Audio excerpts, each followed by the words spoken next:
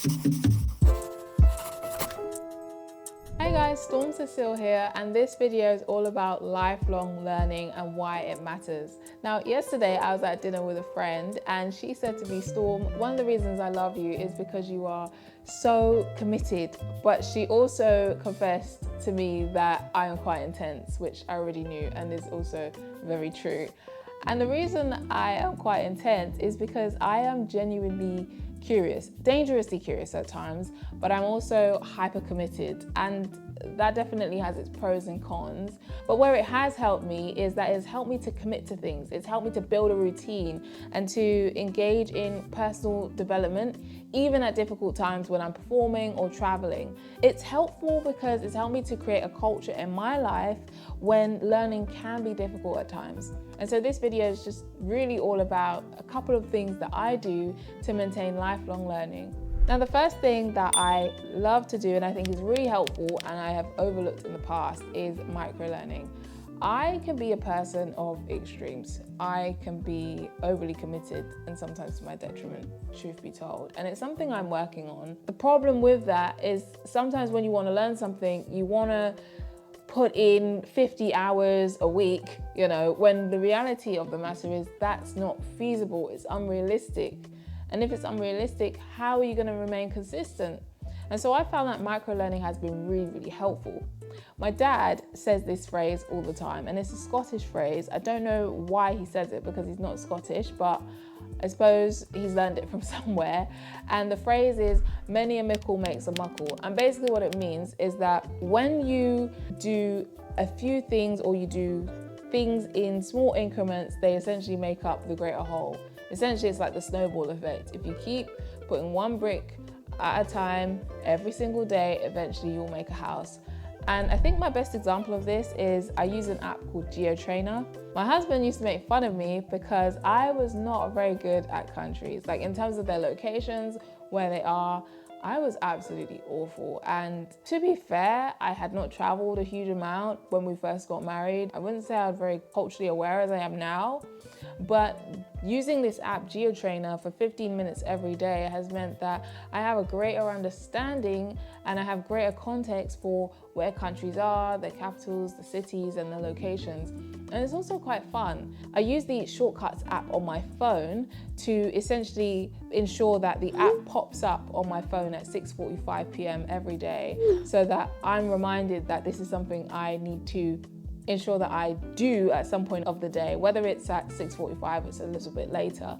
It's a key reminder for me to make sure that this thing is at the center of my learning. And so that is one of the things that I like to do. Incorporate micro-learning into your schedule. A second thing that I like to do is I like to create learning schedules. I like to create goals. Goals are important, and I think like the standard for that is SMART goals. And then create time blocks that are available for what you want to learn. For example, learning poems, I like to learn in the mornings. I don't really like to learn in the afternoon. I feel that's when I get a bit sluggish and I feel a little bit tired. But learning poems in the morning is a lot more effective and helpful for me because it means that I can retain the information a lot better, and then once I review at night, it's marinating in my brain. So the next day and the next morning, it's a lot easier to learn. Another thing that I like to do is pick a few things to learn. I take that back. I don't like to do that. I should do it and I need to do it because it's important and I can't learn everything at one time. And the unfortunate thing is, because I'm dangerously curious, I want to learn everything at one time, and there's only so much of me to learn. I can't learn everything at the same time. And so commit to a few things and schedule them into your schedule. For me, I have chosen to commit to my pilot license and my HSK3, which is a Mandarin exam, and that's really important to me.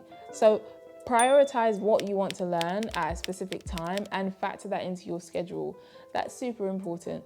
I think what's also important is to celebrate the small wins. Me and my husband are currently doing an exercise challenge, and if I can keep exercising every day for 4 months, then I can do my motorbike license. I can start getting my motorbike license, which I have wanted to do forever. I can't describe how happy I am about this thing because I've wanted to do it since I was a little girl. And that is something that is motivating me to exercise. Do I like exercise? No. Like, should I do it? Yes. And if I can be motivated to do it, then I'll do it.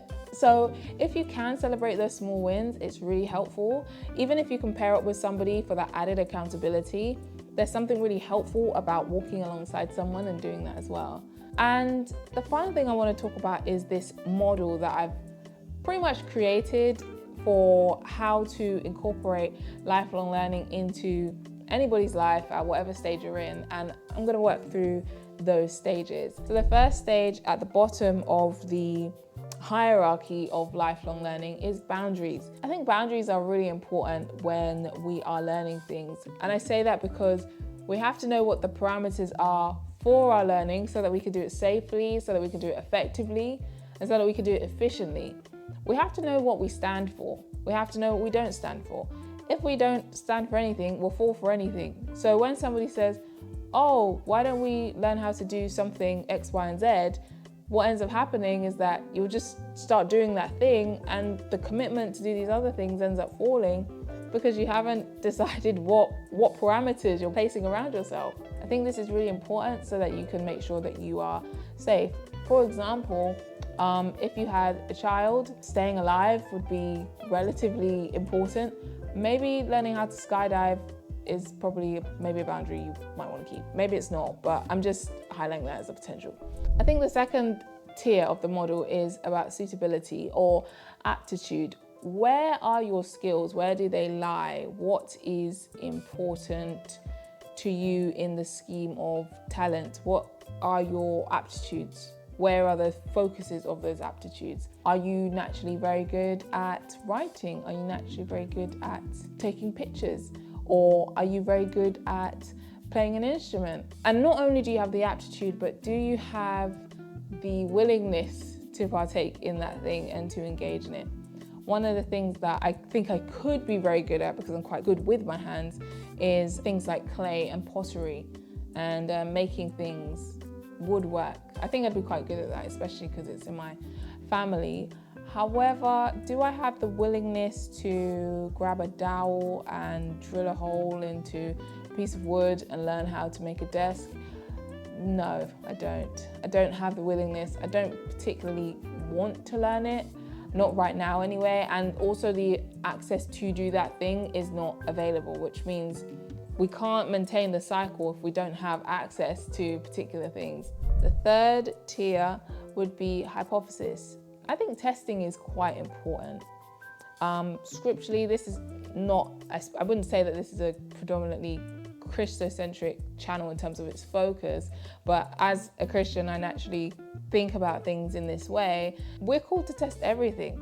Like, we're called to test God's word, we're called to test his promises, we're called to test truth, we're called to test people, we're called to test the spirit, we're called to test everything.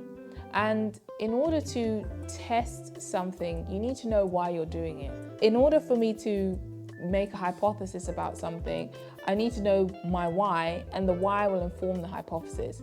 So for example, if I want to learn a language because I want to engage better with the Chinese expats in my community, then I can create a hypothesis about that based on my why, and I can test the hypothesis. And then it also informs how I choose to learn that thing. Because if the aim is to engage with expats in the local community, then do I necessarily need to learn how to read in that language? Not necessarily. It doesn't need to be the area of focus, but maybe listening and speaking may be the area of focus. That's what my hypothesis is focused on. The fourth tier of this LLL model is the apex. What is the peak? And for people in various fields, this may be different for each person. I suppose there's like a standard apex in the poetry community for what would be considered successful, but not all of those things align with me as an individual and align with me as a person. However, I can take inspiration from those things.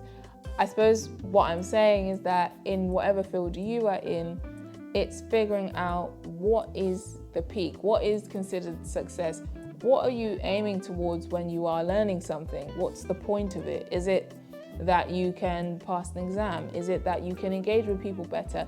Is it that you want to learn the piano so that you can better communicate in the studio when you're singing what key you want to be in? All of those things inform how you go about learning something and the method in which you take to fulfill that. And then I think the final thing is wisdom. Wisdom is, I think, the peak of learning, because wisdom is knowledge applied. It's one thing to have knowledge and to learn things for the sake of learning them. It's another thing to be able to practically apply that somewhere or in something. I think also learning is not just for us. We have hobbies for entertainment or enjoyment or to pass the time, but also a lot of what we learn is creating fruit, and that fruit is benefiting other people. A lot of what we do, we think often is, oh, it's about what I feel and what's important to me, but actually some of the things that we are learning serves other people.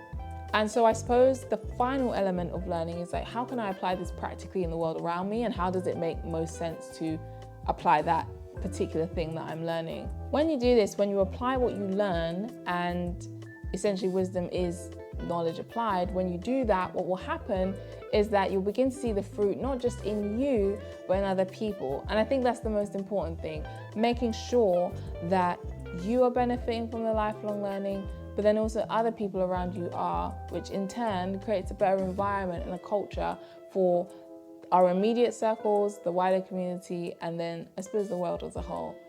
Thank you so much for watching this video. Please give it a like. Share it with your friends, your family, your dog, your cat, your sister, your brother, and your grandma. And please subscribe. It would be really appreciated. And I will see you on the next video.